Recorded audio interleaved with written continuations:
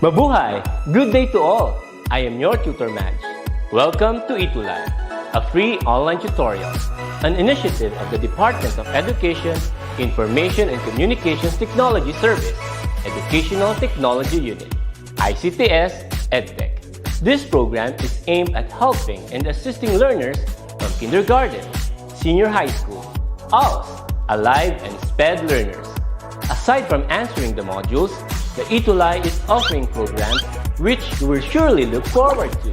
Together with our parents and teachers, the ETUlay will bridge the gaps where difficulty and ease meet in learning new knowledge and skills. So, let us prepare our modules, pen and paper. Ready your mind to see and hear worthwhile and interesting lessons. Let us now study and learn, together with our volunteer online tutors. Tara na!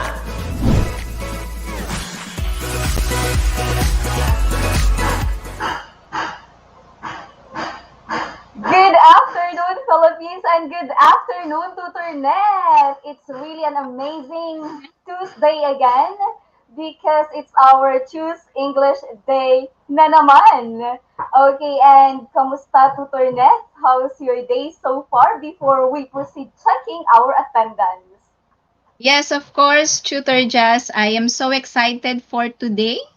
Malapit nang matapos ang ating quarter 1 and I'm sure our Wow! learners are also excited, no, for our topic for today. Ayan, ang dami na agad po nating learners and viewers today. Hello, good afternoon everyone from Luzon, Visayas, and Mindanao. Okay, and TutorNet, before you read the comments, let me greet first. Good afternoon, Sir Jerry C. Bokingkido, SGOD Chief of SDO Sibugay. Also, Ma'am Lizelle Bokingkido Sagan, Master Teacher of San Nico Elementary School, that is from SDO Sibugay as well. And of course, my sister Cindy Absin Garol from Magsaysay Elementary School with her husband Vercel T. Garol from Gihulngan National High School. They're from Gihulngan City Division. Good afternoon to all of you.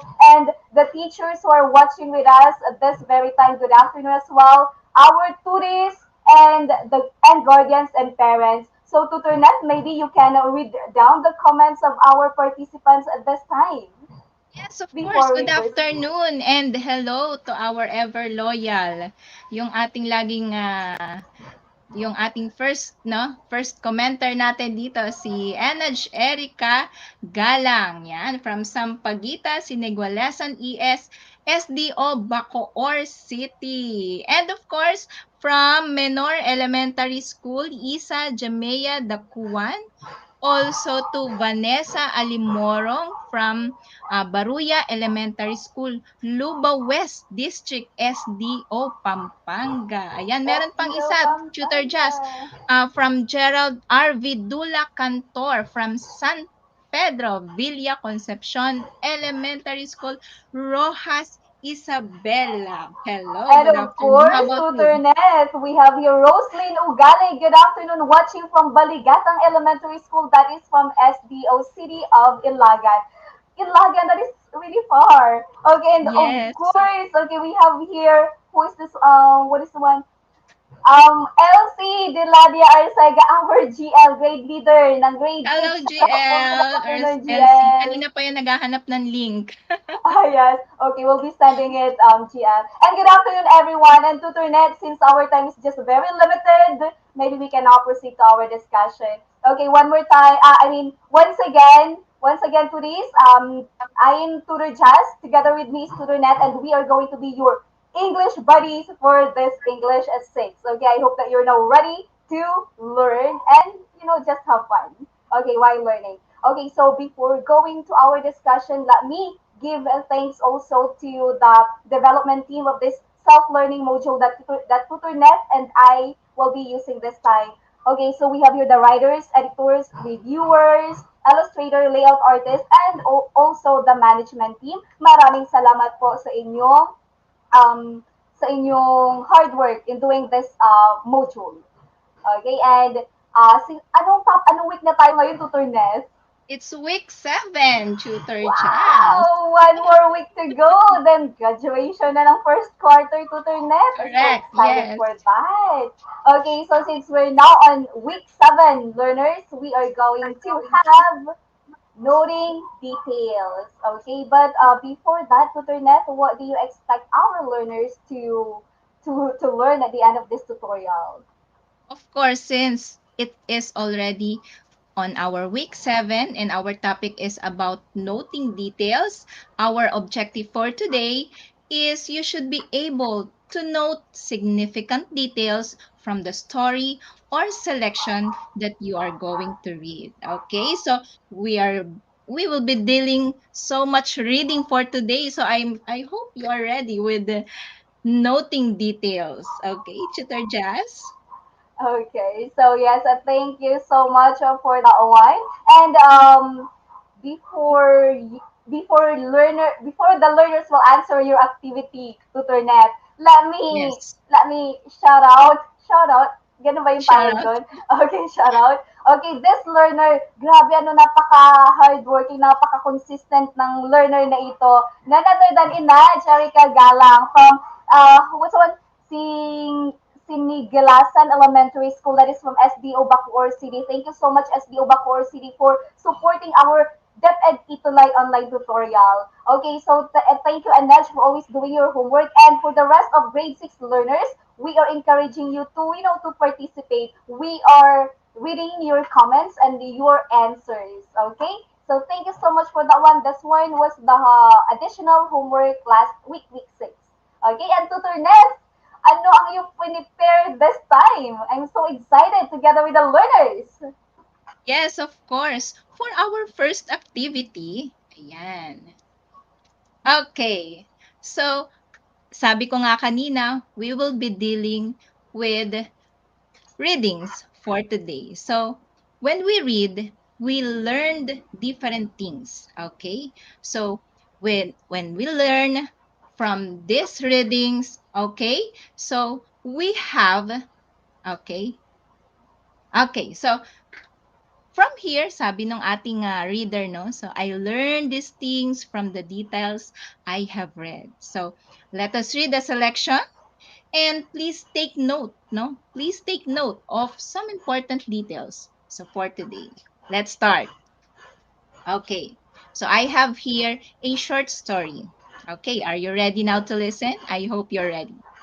Once there was a child named Rory. She was a bright and kind child too. She is a grade 6 learner. She is learning through online class because of the pandemic. One day, Rory gets bored and she decided to go out and play in the community playground. In her excitement, she plays until it rains hard. Rory did not notice the rain and continued to play. And so, when she went home, she is soaking wet and feels hot and dizzy. The following day, Rory was confined in the hospital. Okay, let's take a look at the questions that we're going to answer. Okay, so number 1, who is the main character of the story?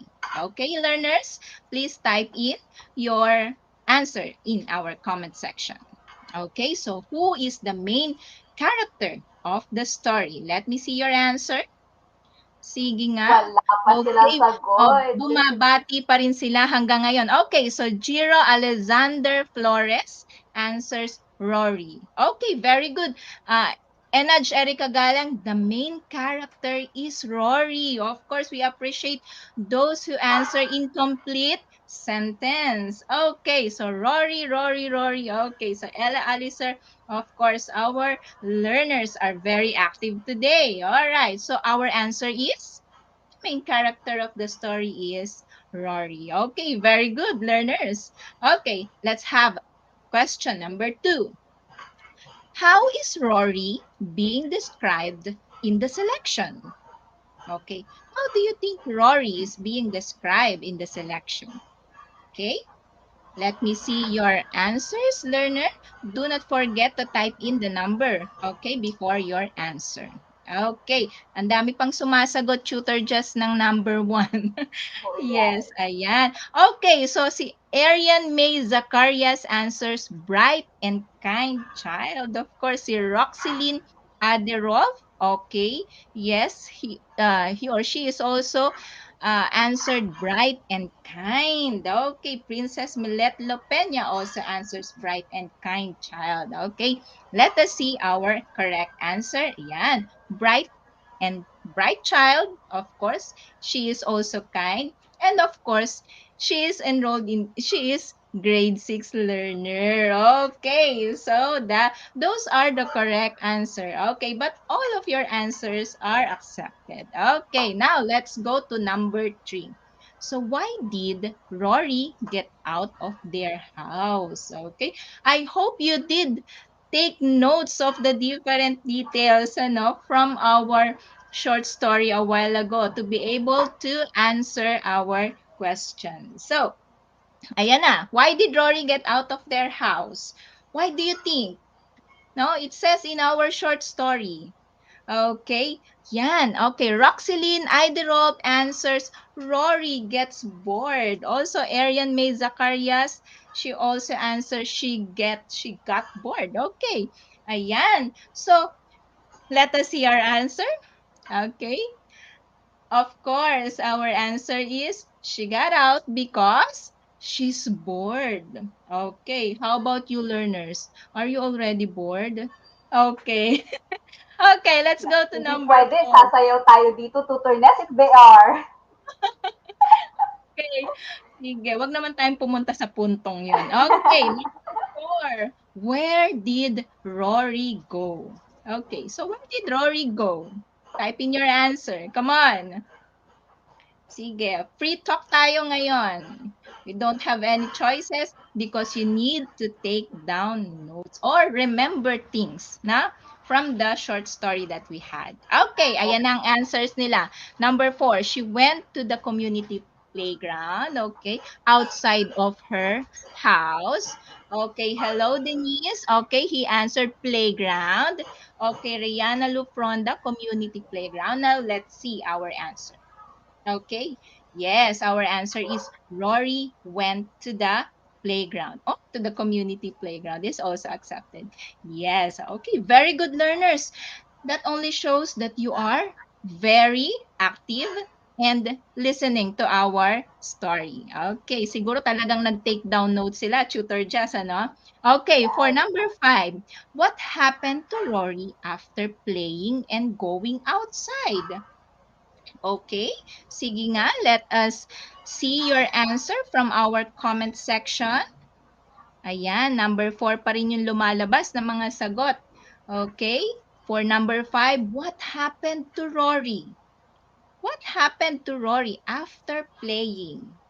Okay, yan. Oh, got hurt, sabi ni Kyle Joseph Wow. Salvador. Giro Alexander Flores, answer is she got sick. Okay. Arian May, answer, she feels hot and dizzy. Okay. And then, Kyle Joseph Salvador also got hurt, sabi niya. Rihanna Lufronda also answers, get hurt. May sumagot dito, she got sick and charged into the hospital. Okay. Let us see our answer. Yan, she got confined, of course, in the hospital because what? She is sick. Sick. Very good, learners. How about a round of applause for our learners for their active participation in our first activity? Now, let's move on to another activity. Tutor Jazz, what do you have? Oh yes, and thank you so much for that, Tutornet. Okay, and I hope that you have really listened well kay Tutornet learners. And before we proceed to the next one, okay, let us have this Rihanna Lo Fronda. Good afternoon for watching from Baligatan Elementary School. Also, Fame Fiona Versales from Bonga Menor Elementary School, Bustos, Bulacan, grade 6. So marami akong nakikita ngayon from Bulacan, Pampanga, Pangasinan, Isabela. Bang, dumadami tayo Taga this time, Bulacan, Tutor. yan. Nice. I am also from Bulacan, yes. Really? You're from Yes, kaya Kaita hello lang, mga Tutor ka-Bulacan. Ness. Okay, Tutor Jazz? Okay, so next one, Tutor Ness. Okay, learners, From Luzon, Visayas, and Mindanao, what you're going to do here for you to choose. Okay, like which of the following phrases would best describe visual literacy? We did talk about visual literacy last meeting, if I'm not mistaken, Tutornet, right? Yes, yes, Okay, right. so learners, we are expecting that you can still remember what visual literacy means. You ready? Let's start. Visual literacy. Is it very attractive for developing writing or deepens children's understanding of text? Okay, what you're going to comment down in our comment section is that the heart, okay, the heart shape or the smiley, how do you call that? Emoticons, right? Yes, Okay, so yun yung emoticon. makikita namin. But of course, you have to write down the number first before your answer. Heart ba yun or smiley face? Go ahead. Ay, madami na. To, Inaj, okay. Wait. Iba-iba yung sagot nila, Tutornet, pero mas madami yung smiley face. Okay, the answer for Yes. number one, Tutornet, is, okay, yeah, visual literacy deepens children's understanding of text. Okay, so, smiley face this time. Number two. Okay, very good learners. Number two, is it, okay, children live in a very visual world or builds on children experiences? What is your answer, learners? Is it a heart shape or a smiley? Okay, number two now, lagay mo na yung item number followed by your answer. Okay, number two. Good afternoon, Alexis Ranalan from Banga Elementary School. Advisor namin si Ma'am Arlene Perez, and to my classmates, good afternoon daw. O, number two, Rihanna Lufronda, Smiley, Roxeline, Smiley, and Shan as well, Smiley. Meron namang hearts in Naj. The correct answer for number two, Tutornet, is, okay, Of it's Smiley. Builds on children experiences, visual literacy. And number three po, okay, number three, visual literacy. Is it like excellent for visual and kinesthetic learners or understanding the signs and colors? Which one would best describe visual literacy? Number three, learners. Hi, Billy Paul Bautista. Watching from Carulay North, Itchagi Isabella, grade 6 learner. Okay, number 3 na. Ayun, si Yanni Mendoza. Heart siya si Jiro. Heart din siya si Cassie Puno. Smiley siya. Adrian Ray. Heart siya. Tutoy na. The answer for number 3 is... Okay, heart. Excellent for visual and kinesthetic learners. Okay, and let's now proceed to the next one. What do we have here to the net? Sabi ko nga kanina, we will be dealing with reading and reading and reading. Because you know what? I like reading. Yes, gusto namin ma-inculcate sa inyo yung love for reading. And when we read, it is important that we take note of important details. Okay, so that is what we're going to do for this activity. Okay, now listen up, children, tourists, and learners from Luzon, Visayas, and Mindanao. Let us have this activity. I will read this selection to you and then read along with me. Okay? Okay, let's start. Miss Reyes teaches English. Mr. Cruz teaches math. Mr. Pedro teaches Araling Panlipunan. And Mrs. Santos teaches science. They are friends since college and are working rather, in the same school, which is Rizal Elementary School. They are teaching grade 6 learners. The teachers have their individual skills and talents. Miss Reyes is good in dancing. Mr. Cruz is good in singing. Mr. Pedro is good in painting, while Mrs. Santos is good in cooking. So the grade 6 learners love their teachers dearly. Okay, now, learners, let us answer the following questions. I hope you take down important neat details from our selection. Okay, let's start. Okay, so who are the teachers mentioned in the selection? Okay, sige nga, tignan natin from our comment section. As you can observe, we don't have choices from our questions, ano? Because we want you to really take down important details. Okay. Let us see. Oh, meron dito ang taga Isabelo de los Reyes Elementary School from Tondo, Manila. Hello sa inyo. Ayan. So, Gerald R. Vidula Cantor answer Miss Reyes, Mr. Cruz, Mr. Pedro, and Mrs. Santos. Okay. So, okay. Let us see our answer. Tignan natin. Ayun. So, tamang yung mga sagot, learners. Miss Reyes, Mr. Cruz, and Mr. Pedro are the teachers being mentioned in our selection. Okay, let's move on to number 2. From what school are they? Yan. Sige nga. Let us see if you really take down notes. Okay, sige nga. Number 2, let us see your answers from our comment section. Number 1 pa rin yung mga sinasagot nila, no, Tutor Jazz. Okay, ang dami kasi talagang nagsasagot sa ating live online tutorial for today. Ayan, so si Enaj Erica Galang, answer Rizal Elementary School. Also, Hendrix Dane Guloy, ayan, the same with Rizal Elementary School, Princess Millet, of course. Ayan. Now, let us see our correct answer. Okay, so very good. Okay, our answer is Rizal Elementary School. This is a very good indication that you are taking down notes, learners. Okay, so let's proceed to number 3. What grade level do they teach? Oh, this is very easy. Let us see for number 3. Sige nga. Maris Bianca Edra Hukamis. Okay. Grade 6, correct. Okay, tignan natin yung iba. Gwyneth Angeline Legaspina Tolentino. Her answer is grade 6. Okay, how about the others? Okay, let us see. Now, Arian May Zacarias, also grade 6. Ayan, let us see. Our correct answer is, of course, grade 6. Okay, let's move on for number 4. So how do you describe these teachers? How are you going to describe these teachers? Yung binanggit na teachers doon sa ating selection. How are you going to describe them? How about you? Tingnan nga natin. Good afternoon po. If watching from Santa Catalina, Matanda ES. Hello, Jillian. Okay, for question number 4. Let us see your answer, learners. O, puro mga taga-SDO Pampanga. Thank you, SDO Pampanga. Okay po, ayan. Hardworking, sabi ni Carl Joseph Salvador Tubaon. According to Sian Dominic Ponte, they have individual talents. Okay. According to Mark Clayton, they are smart. Okay. All right. So hardworking, smart, hardworking, and talented. Okay.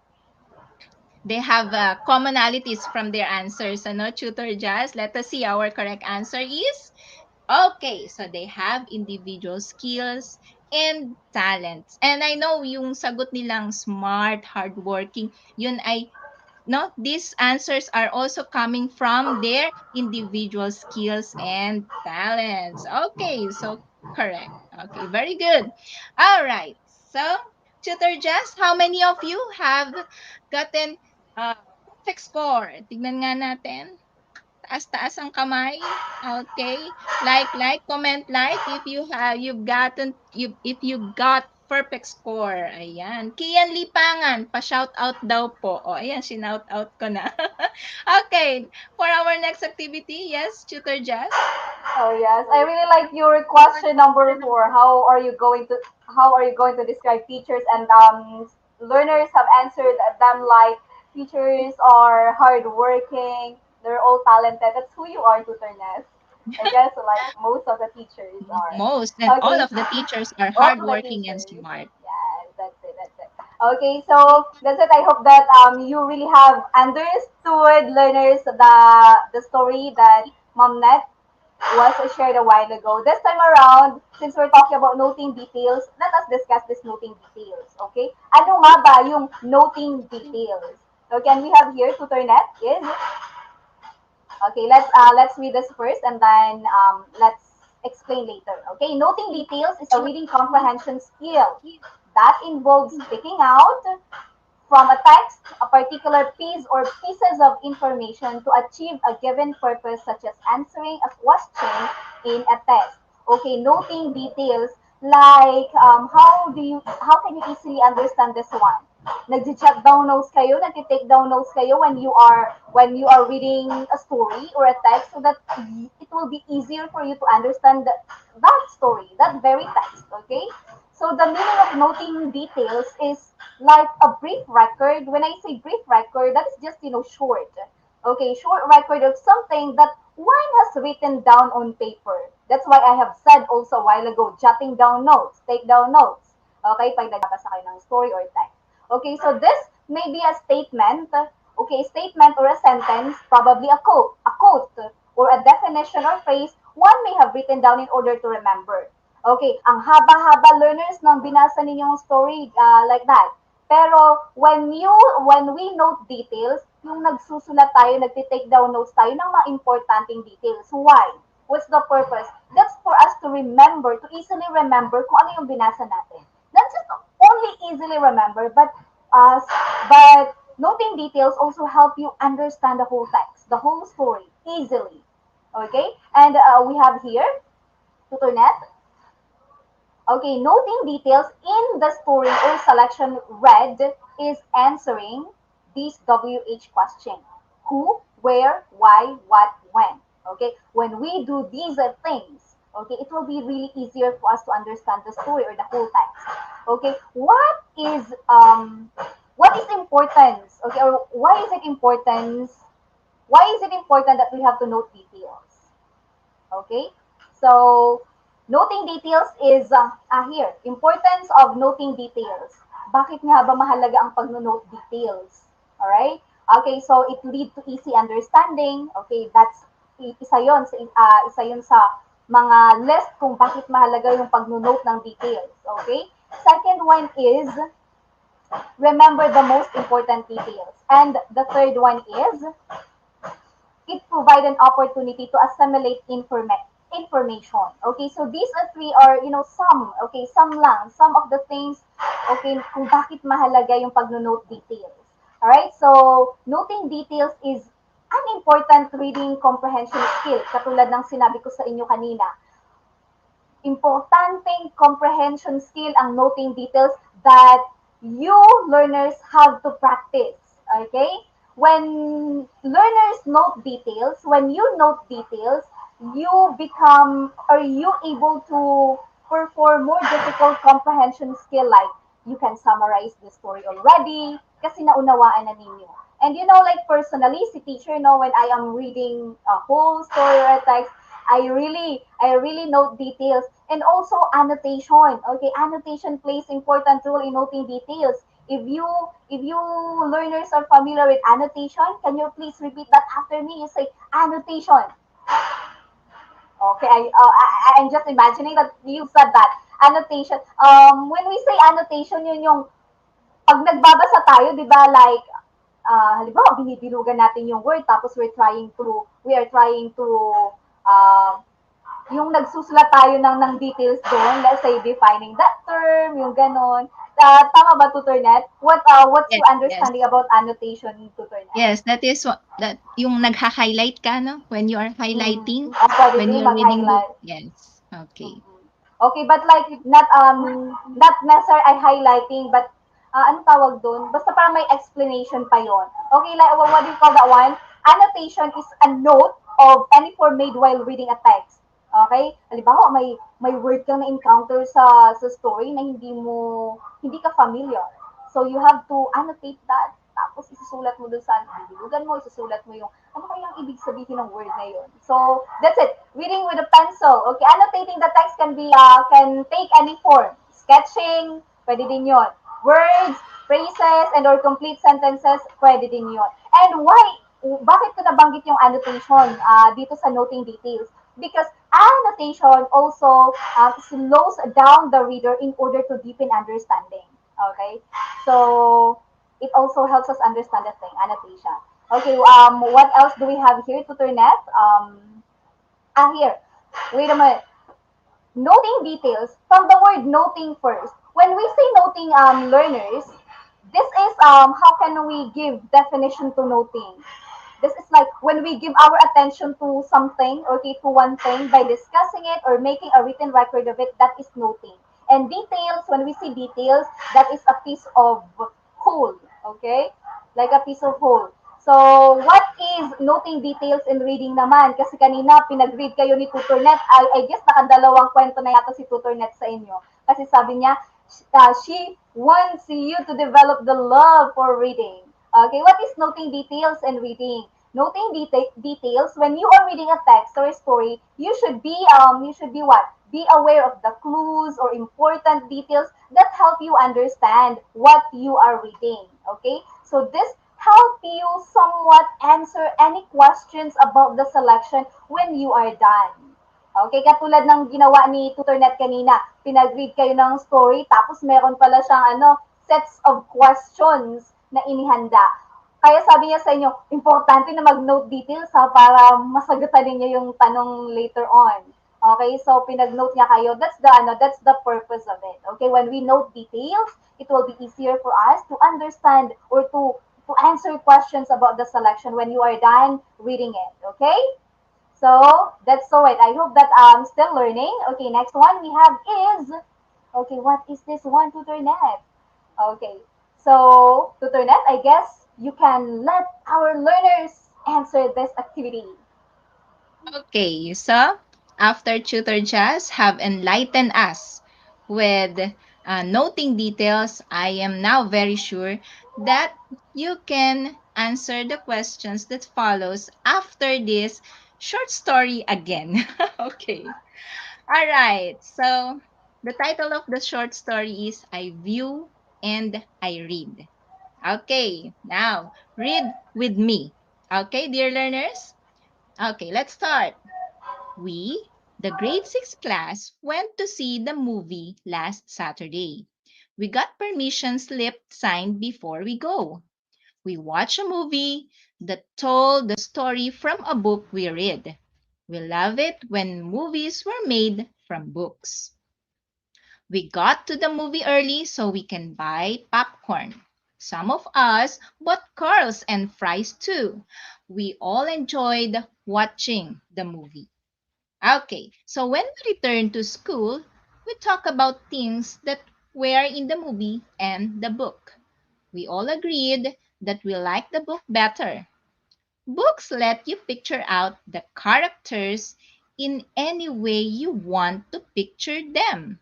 It was fun to compare the movie to the book.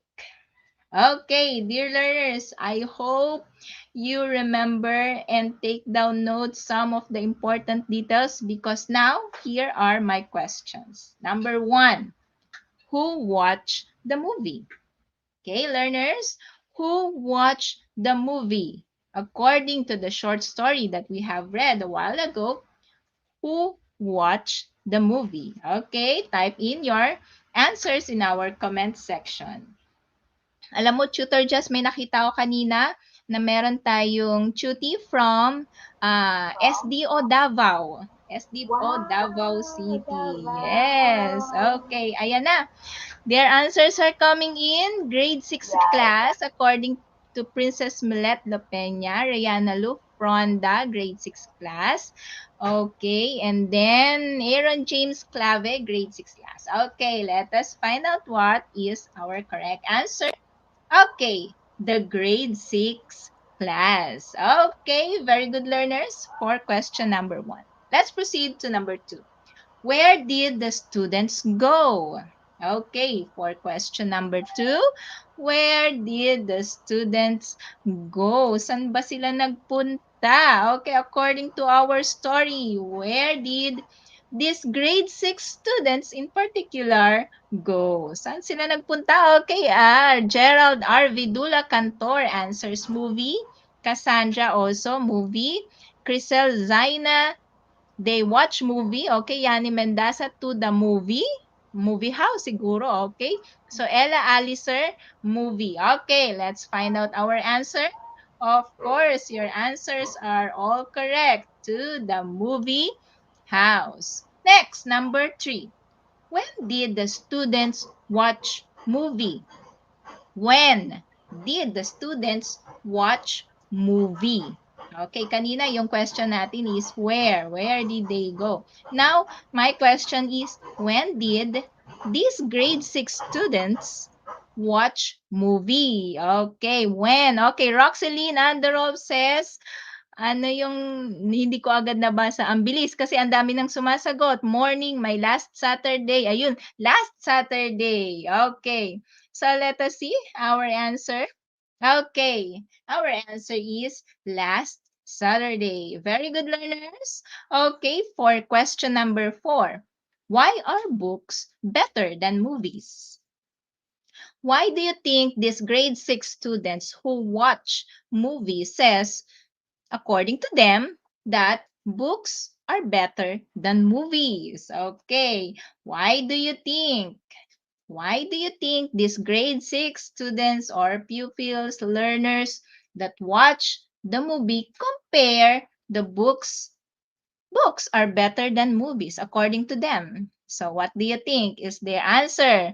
Because, ayan na, may sumasagot na. Roxeline, because they give more information, okay? Sian Dominic, because you can make your own character that you want, okay?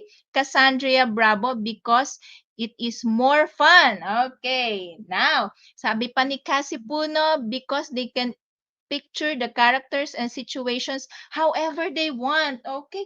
Your answers are all brilliant. Let us see the correct answer. Okay. Books let you picture out the characters in any way you want to picture them. And of course, your answers are all accepted because they are what? Based on the notes or the details that is been given with our short story. And for the last question, ay, wala na pala. Okay. So it's time for you to be challenged, Tutor Jazz. Let's give them another activity. We can't hear you, Tutor Jazz. Okay, I'm sorry. I mute myself pala a while ago. Okay, Okay. anyways, Tutornet, while you are giving the questions a while ago, I'm really scanning through the answers of our learners and seeing how they responded with your question number, the last question. Nakakatuwa no, parang like they will like to have to read books than to watch. Totoo naman sabi nila Tutornet, no, like it opens daw their imaginations and Correct. stuff while watching movie. How about you, Tutornet? Which one do you prefer? Watching movies or reading the book? I prefer both of them. I love watching, Oh, okay, lalo na yung mga ano, yung book-based na mga movies, yung mga Twilight, yan. But you can ayan. yes, oo. But sabi nga ng ating mga learners ano, kapag kasi nagbabasa ka, yung imagination mo ano 'no, nag-e-expand siya. Unlike when you are, watching the movie, parang yun na yun, eh, as you That's have right. seen it in the movie. But while you are reading, yan, yung imagination mo and then talagang nai-enrich through That's reading. That correct. is why sabi ko nga kanina, I want you to love reading. Yes, Yes. Tutor Jazz, come Okay, and on.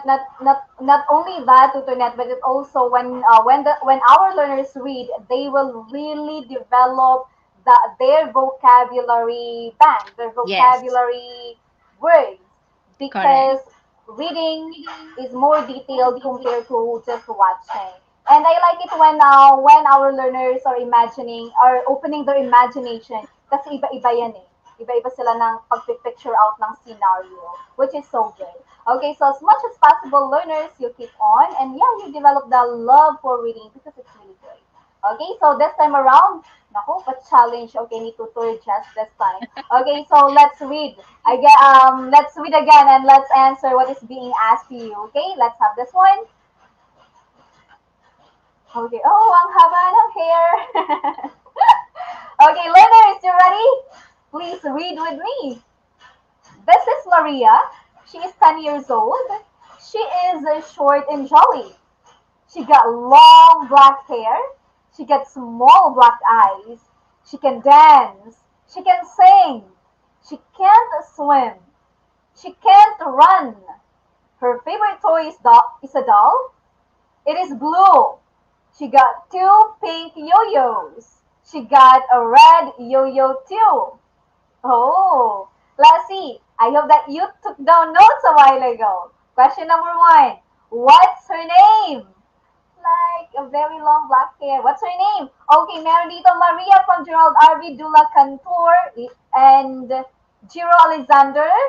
Okay, the answer to Turnet is, what's her name? Her name is Maria. Okay, number two. Okay, Saint Joyce Flores. How old is she, or how old is Maria? Number two, learners, please comment down the number first before your answer. Number two. Okay, Inaj Erika Galang, she's 10 years old. Very good, Inaj. You're so consistent in answering us in a complete sentence, which is, I encourage everyone to do so. Okay, good. Okay, Roxy Lynn, 10 years old. And Jensen Veray, she is 10 years old as well. Tutor Neth, is this really correct? She is 10 years old. Nice. How about for number three? Can she swim?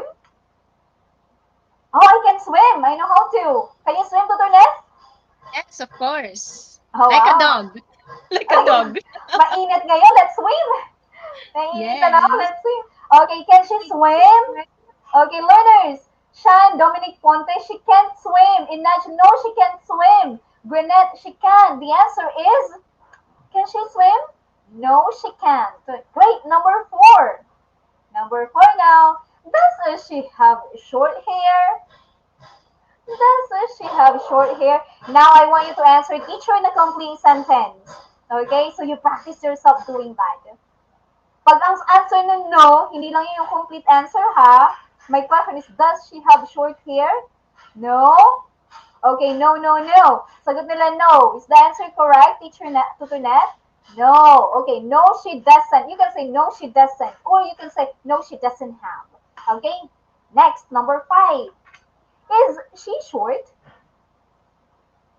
Number five. Is she short? Okay, the correct answer is number five. Is she short? It's a yes or no. It's a yes or no question, but you have to make a complete answer for this one. Tutornet, ang sagot nila ay yes. Okay, what is the answer? Okay, yes. Is she short? Yes, she is. She is short. Okay, so I have here, may nakita ako sabi, what's the one? Ah, yeah, no, she's not, but she's short. Yes, she is. Okay, and thank you so much for that one, learners. And since our time is saying hi to us, Tutor Net, maybe you can summarize what we have learned for today. Ah, one last question. Oh, seven, eight. Okay, here, eight. Eight. Okay, eight, Tutor Net. I'm sorry. Okay, learners, can she sing? I cannot sing, but TutorNet can sing, learners. Maybe one of these tutorial session, TutorNet will give us sample of her singing in our tutorial. Challenge. Sample, Challenge. sample. Like that. Yeah, yeah, yeah. Can she sing? Yes, sabi, yes daw, TutorNet. What's the answer? Okay. No, she can't. No, she cannot sing. O parang ako lang pa, I cannot sing. Okay, and number nine po. Okay, number nine, si Jolly. Like, masayahin ba siya? Okay, tama yun, Jiro. She cannot. Okay, how about for number nine, learners? Number nine, is si Jolly. Parang naalala ko si Jollibee ah. Nakakagutom ah. Okay, number nine, yes, she is, sabi ni Jansen Veray. Tutor na, is that right? Okay, yes, she is Jolly. Okay, that's so correct. Okay, and let's now proceed to summarizing, which TutorNet will do it for us. Okay, learners, please listen. Noting details is vital to reading comprehension. And also, the meaning of noting details is a brief record of something that one has written down on a paper. And of course, noting details is the story or selection read is answering who, what, where, when, and why, or the what we call WH question. So, that's it for today. Ayan. Tutor Okay, Jazz, we and have for additional our activity. Yeah, and for our additional activity number 7, kasi week 7 na tayo, learners. Okay, screenshot, okay, screenshot this para may bababalikan kayo. Okay, you have to read the short story and note the important details to be answered to be able to answer the following questions. Okay, paki-screenshot po ito. But don't worry, I am going to upload this one dun sa page natin kung saan kayo nagsasubmit ng work ninyo. Okay? And you have to answer these questions. Okay, these questions. Okay, 1, 2, 3, 4, 5. Paki-screenshot din po. Okay, a moment. Let me... Okay. Paki-screenshot din po. Ayan po yung sasagutan ninyo. Saan nyo po isasend ang sagot ninyo? Okay. Send your additional activity number 7 here. English 6, DepEd ETUlay with tutors Jess and Net. Okay, doon nyo i-comment yung sagot ninyo para nababasa po namin. Okay? And that's so it. Tutor Jazz, before we end today's session, we would like to remind everyone about the Global Media and Information Literacy Week, which is happening from October 24 to 31 of October 2021. Okay, so how is media and information literacy supports cultural literacy? So maganda din to, parang topic na rin natin na noting details, ano? So here, we have foster global citizenship, deeper understanding of things. We have also develop tolerance. We learn about other people and cultures. We enhance communication by interacting and working positively with different individuals. And of course, we raises awareness, which keeps sensitive issues regarding different cultures in mind. So, the UNESCO is actually reminding us to think critically and click wisely. So, paano natin makukuha yung identifying misrepresentation content is crucial to affect change. Okay. So, we have media and information literacy skills help people examine and analyze content and context. We can create counter or alternative narratives. We can share and celebrate diverse stories on social media. And we have demand gender sensitive content. So for more on this, you can download UNESCO's Media in Information Literacy Curriculum for Education and Learners or join them for Global Media and Information Literacy Week, okay, from October 24th to October 1st. And with that, Tutor Jazz, okay, Yes. we Okay, have our before we end this. feedback form. Yeah. Okay, for any comments, suggestion, just scan our QR code. And that's it, Tutor Jazz. I Natapos don't na think we namang have muli much ang time. ating session. Yes. All right. And with that, again, I am your tutor net from SDO Pasig City for your another week of online tutorial class in English. Okay, and Tutor this has Jazz? been your tutor Jazz, okay, from STO Pasig City as well. And learners, thank you so much for being with us all throughout the session. And we will see, next week pala, that is our break muna, no? And but after Yes. that, okay, after that, we're going to have a very, like, exciting episode, like, as we close the quarter, the first quarter. Learners, TutorNet and I are encouraging you that as you watch us, okay, as you learn with us every Tuesday at 1 p.m. to 1:40 p.m., i-share, you do share and like yung link na pinapanooran ninyo para mas marami tayong ma-reach, okay, na learners, mas maraming maturuan, okay? So, you do that as well. Okay po ba? Okay, so thank you so much for being with us at this time. Okay, I hope that you've learned something and we'll see each other next episode. Stay safe, everyone, and thank you. Up next is Tutor Jace and Tutor Arnel for English 7. Okay, yes. goodbye. Bye, Keep safe, everyone. everyone.